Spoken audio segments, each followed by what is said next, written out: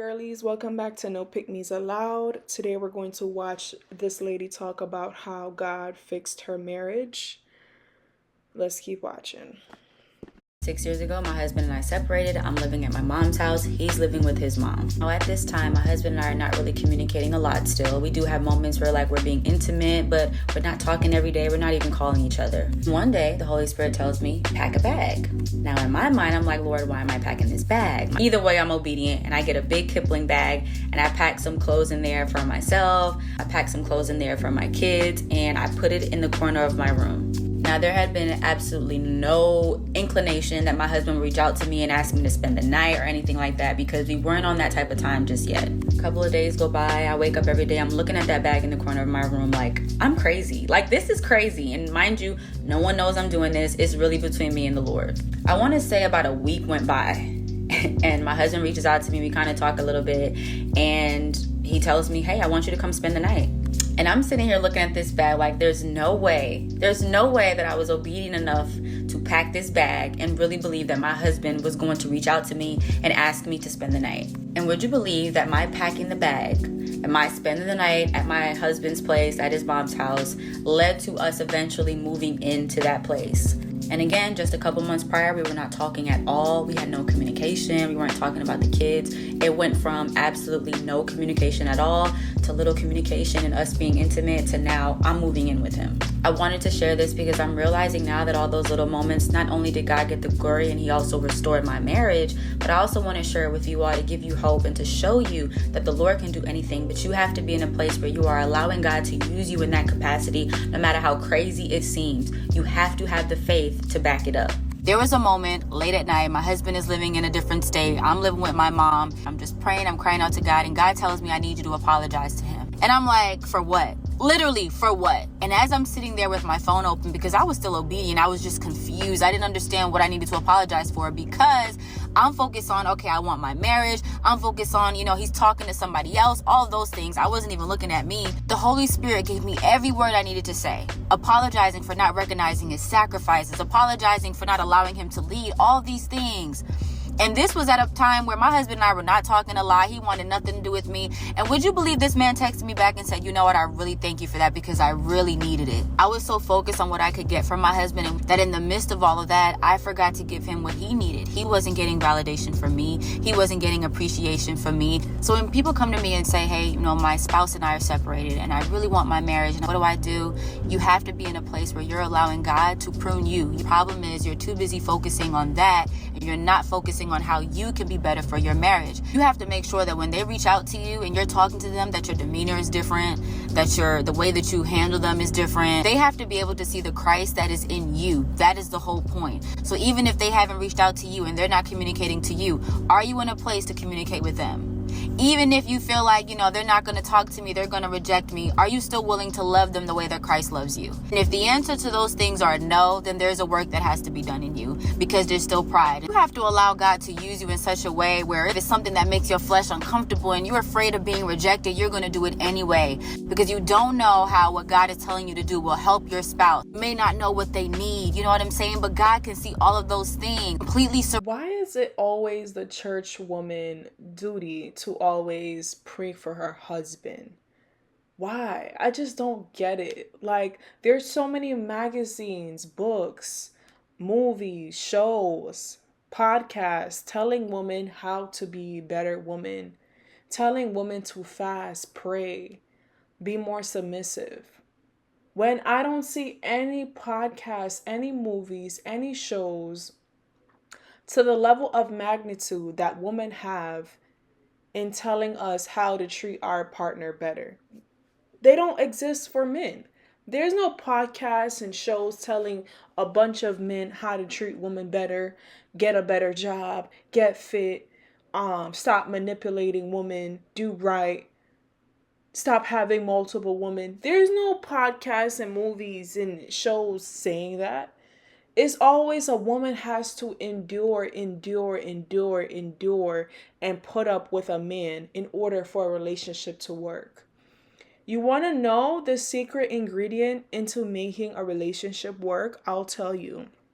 It's by enduring a lot of bullshit.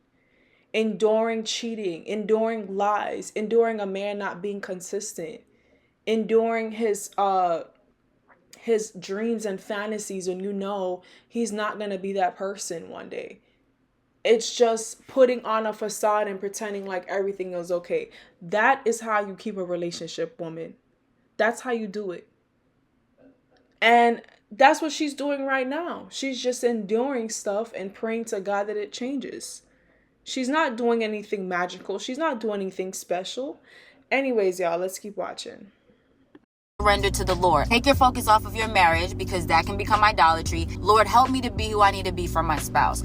Change me and shift me so that when you do restore my marriage and my wife or my husband comes back, they're not getting the same person that they had before. And don't focus on if they've changed or if they're doing what they need to do. That is between them and God. 6 years ago, my husband and I separated. There was infidelity, and at one point I was pregnant and he was with another woman. We were living in two separate states. I was living with my mom. He was living with a friend of his, and we were basically living two separate lives. One of the hardest parts of the process being separated is not having people to support you. Most people will tell you to leave. No one agrees with it. And you kind of end up isolating yourself from your friends because the vision that God gave you looks completely different than what they think. At the time, the Lord told me, hey, I want you to go and tell people about what's going on and share your testimony, because I believe that God was going to restore my marriage. So I ended up putting a video out there and telling people my story, what was going on. And over time now, it has spread so far, farther than I imagined. And since then, I have gotten a whole bunch of people who are married, men and women, asking me how I did it, telling them that it's been encouraging, but also needing a lot of help in the process. Now, 6 years later, my husband and I are in a better place than we could have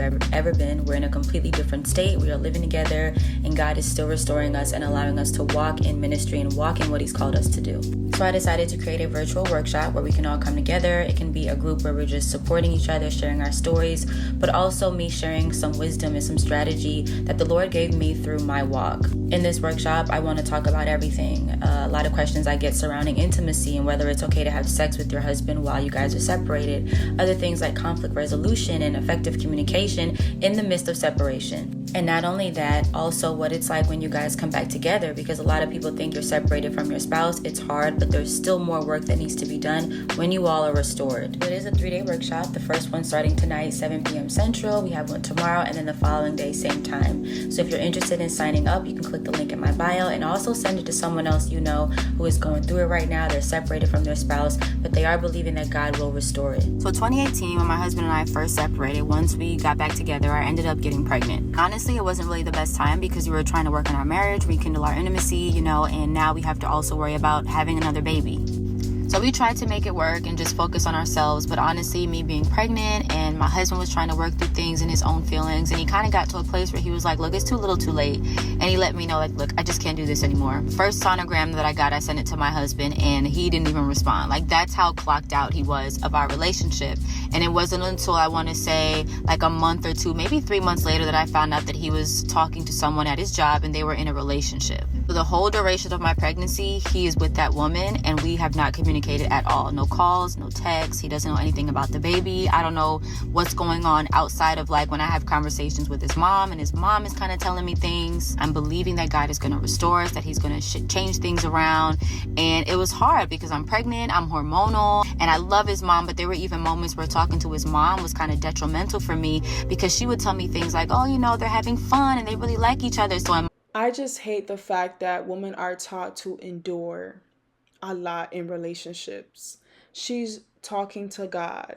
She's fasting. She's praying, right?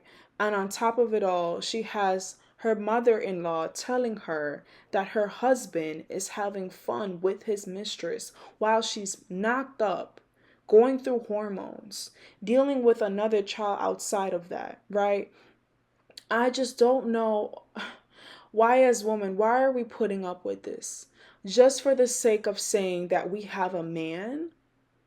I don't understand why we're putting up with it.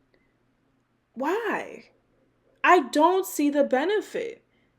I don't, because she's doing all of the work, all of the emotional work, all of the physical work. She's doing it all while putting on makeup and putting on a brave face for the world. What is the point of having a man if he can't even be there throughout your pregnancy, the most vulnerable time a woman can have on this earth? Anyways, y'all, let's keep watching. My mind, I'm thinking he's in love with her and this is it. Like, our marriage is over. And I want to also say that throughout this time, even though I wasn't talking to my husband, the Holy Spirit would tell me a lot of things. Like, sometimes I would have dreams about my husband and the Lord would just speak to me through scripture. And there were times where God would give me dreams or give me scripture, and then his mom would end up telling me something that confirmed exactly what God would tell me. So even though one part of me thought, okay, our marriage is over and he wants this other woman, I also knew that the truth of the matter was their relationship was very toxic. So fast forward now, I'm at the end of my pregnancy, and one night I'm watching this prophetic video, and at the time I didn't really like prophetic videos too much. I was very aware that some of these prophets are false, so I didn't really take a lot of these videos too seriously. But this night, one of the videos, they were talking about that God was going to do something in 3 days. For some reason, it stuck with me, and I took mental note, okay, 3 days, something is going to happen. So the third day comes, and I'm eating my bowl of cereal at night like I normally did. It was like 11 o'clock, and I'm getting ready to get into bed, and I lift my leg up to get into the bed, and I felt like this sharp pain, in my abdomen area. I get up, and I walk to the bathroom. I go sit down, and a gush of water comes out. My water breaks. So I'm sitting on the toilet. I'm calling out to my mom. She comes running out. Her first thing is, well, I'm going to go tell Donnie. And in my mind, I'm like, do not call this man. We have not talked in all the time that I've been pregnant. He's probably not going to show up. He wants nothing to do with us. She decides to go ahead and call my husband anyway. So now I'm on the toilet trying to figure out how I'm going to get up and, get downstairs. I'm leaking everywhere. I'm worried about what is my husband going to think. I don't want him to think that I'm pressuring him to be there. And my mom is real adamant, and I'm nervous because my first son was an emergency C-section, so I've never had to push a baby out. There was a lot going on in my mind. My mom wakes my dad up to let him know that I'm in labor right now, and she grabs my hospital bag up. We walk outside to go put the stuff in the car, and I look out into the street and I see my husband's car is parked there. So I'll come back for part 2 so I can share what happens once I realize he's outside. So I see my husband standing out there. I get on my dad's van and we head to the hospital. Whole time we're on the way to the hospital, I keep looking back in the rearview mirror and seeing my husband just keeping up with my dad. So I get to the emergency room, they put us in a wheelchair, and now we're just waiting for them to bring me into a room. So as I'm sitting there, my husband is there with us, but we're not saying a word to each other. So I changed into the gown and things like that. Once I changed into the gown, they basically allowed me to walk through the hallways to kind of make the labor progress. As I'm walking in the hallways, my mom is behind me and my husband is sitting on a chair. They had some chairs up against the wall, and he's knocked out because he was working overnight job. Mind you, it is 11 o'clock, so he's literally snoring out loud. I'm walking, contractions are coming on strong. So we finally get back to the room. My husband is also sitting in the room, and my mom is there with me, and I'm still walking around because now I'm the contractions are hitting real bad. So I'm where's the epidural? Now I'm sitting on the hospital bed about to get the epidural, and they tell you don't move because it could hit a nerve or something like that. And the doctor ends up telling my husband, oh, come and hold her. This doctor doesn't know how my husband and I are, that we haven't talked. So my husband comes over and he just holds on to me, and y'all, I swear, when he put his hands on me, it brought me so much peace. I felt so much more comfortable. It was once I get the epidural, I'm just laying there. My husband is still there. He's still sitting in that chair. We're not talking. My mom is not really talking to me, and we're just waiting for my cervix to dilate even more. After about an hour, my cervix is dilated completely, and I end up starting to push. So I push, the baby comes out. Y'all, I have no idea what's going on with my husband or my mom or anybody. I'm just tired. Fast forward now, they move us to the room after you give birth. I forget what the room is called. And my mom ends up leaving. My husband ends up leaving. So I never get to tell him, I want you to stay. We had zero conversation. My mom ends up FaceTiming me and basically just trying to say goodnight for the night because she knew nobody was coming back. And I wasn't expecting anybody to. So here I am preparing to be with my baby by myself for the first night. And mentally I was ready. I was all right, this is just what it is. So I turn the TV on. I'm laying in the bed watching the TV, and I hear a knock at the door. I'm thinking it's the nurse, because y'all know when you have babies, the nurses are coming in and out constantly all day, and there is a curtain right in front of the door. So the person opens the door and walks in. I still can't see them until they pull the curtain back. They pull the curtain back, and it's my husband, y'all. And not only is it just him, he has a bouquet of flowers in his hand. So I am completely shocked. He walks in, he sits on the bed in front of me, and for 30 seconds, we're just looking at each other, just silent. He hands me the flowers, I take them, I put them on the table, and we're back to silence again. So he starts to talk to me. I remember specifically what he said he was doing before he had got to the hospital. So he said he was in the shower, and he was on his way to go be with the woman that he was with. And he said something in him was telling him, I don't want to go be with her. I want to go be with my wife. I want to go be with Zaisha. He said he called his mom. The fact that something had to tell him to go be with his pregnant wife, and not himself, but something. Some spiritual nature, some Holy Ghost told him, hey, go be with your wife. And he just said, hey, I'm going to be with my wife and not my mistress today. You guys, I just hope you see the bullshit. That's all I ask for. I just, I'm just tired. I mean, I come every day and I show you I show you who they really are, right? And if you don't get it by now, like, I don't know what else to say. Like, I just don't. I just don't. Like, men are selfish and they only care about their needs being met. And as soon as they can find somebody else to meet those needs, they're gone. They're gone. I don't believe that men can love you unconditionally, because there's no way you could do this to somebody that you genuinely love. There's just no way. And I don't want to hear the story. I don't want to hear it. There's just no excuses as a man. There's none. Anyways, y'all, let's keep watching. And told his mom how he felt, and his mom said, well, then go be with your wife. So he said he got out of the shower, went to go grab some flowers, and came to me. And right after that conversation, it was like nothing had ever happened. It was like we were not separated. It was like we hadn't stopped talking. He ended up picking up the baby and sitting next to me, and he was trying to help me breastfeed, y'all. And all I could think about was the prophetic word that I saw, that in 3 days something was going to happen. And on the third day, that is exactly what happened. The next day we get up and we're sitting in the hospital bed, and it's like kind of early in the day, and my husband is sitting next to me and he's on his phone, and I notice that her name pops up on the screen. And I don't tell him that I noticed this. I just take note of it, and I'm kind of discouraged, but I'm like, you know, whatever, I'm gonna let it go. So the next day we spend the whole day at the hospital because our son had jaundice, and then they finally let us go towards the end of the day. So he drives us back to my mom's house and he ends up leaving. I'm thinking that, okay, this is it. Like, everything's okay. He's gonna stop talking to this woman. And no, that is not what happened. I want to say for the next couple of weeks, I honestly can't remember how long it was, but there were moments where he would show up to spend time with me and the baby and to see, you know, our oldest son, and then he would go and leave to go be with her. And I specifically remember one time we're all laying in the bed together, and it just felt so comfortable. It felt so right. And he ends up getting a call, and I knew that it was her. And as soon as he got off the phone, he was like, I gotta go. I was so discouraged that at one point I sent him a text, and I basically was like, you win. Like, we can get a divorce. I'm not fighting for this anymore. I remember he texted me and was like, okay, Zaysha. Just very upset. But God used my text message and he turned it all around for our good. So come back for part 3 so I can finish telling you how this story ends. I tell my husband, you win, we can get a divorce. He's upset. I don't understand. I will just sum up the ending because it's a pretty long story time, as you can tell. So, you know, her husband basically just says, you know, let's start off with being friends to, I guess, regrow their bond or whatever. You know, they grow together, you know, and basically the relationship is better now. And, you know, he's no longer with the mistress, obviously. So, yeah. Hopefully y'all got the gist. Subscribe and like for more content like this.